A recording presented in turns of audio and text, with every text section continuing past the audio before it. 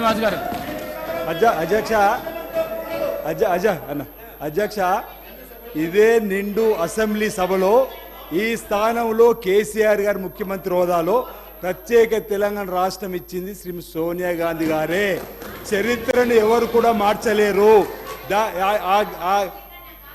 కాదు అదే అది అంతేగా సాక్షాత్ కుటుంబంతో సహా శ్రీమతి సోనియా గాంధీ గారిని కలిసినరు, వారి కాళ్ళను మొక్కినరు. అంతేకాదు అక్కడ మా పార్టీని మీ కాంగ్రెస్ పార్టీని విలీనం చేస్తామని చెప్పని కూడా మాట ఇచ్చి ఇక్కడ దిగి మాట తప్పినటువంటి వాళ్ళ అధ్యక్ష.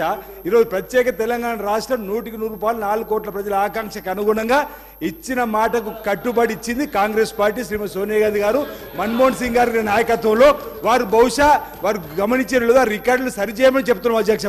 వారి మాటలను ఒకసారి గతంలో ఉన్న ముఖ్యమంత్రి మాటలకు వీరి మాటలు పోల్చి చూసుకోమంటున్నాం. ఈ క్రెడిబిలిటీ ఈ భారతదేశానికి స్వాతంత్రం తీసుకోవడం కోసం పోరాటం చేసి కూడా కాంగ్రెస్ పార్టీ. ఈరోజు కేసీఆర్ గారు అన్న మాటలు కూడా వారి సభ్యుడు తప్పడితే ఎట్లా అధ్యక్ష? వారు కేసీఆర్ కూడా కాంగ్రెస్ పార్టీలో ఉన్నారు, కాంగ్రెస్ పార్టీ వాదికి ఉన్నటువంటి వారే.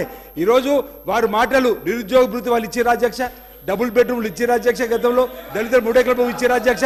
ఈరోజు గవర్నర్ గారి ప్రసంగం అద్భుతంగా ఉంది, అన్నాడు గవర్నర్ ప్రసంగం అద్భుతంగా ఉంది. వాళ్ళు రైతులు రుణమాఫీ చేసినట్టు మీరు రుణమాఫీ ఏదంటారు?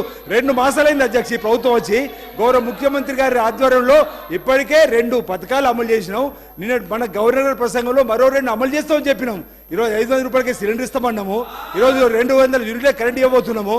ఇవన్నీ కూడా ప్రజల కాంగ్రెస్ పార్టీ చేరుతో భయంతో ఈరోజు ఈ విధంగా మాట్లాడుతుందా బరోడు కదా అధ్యక్ష.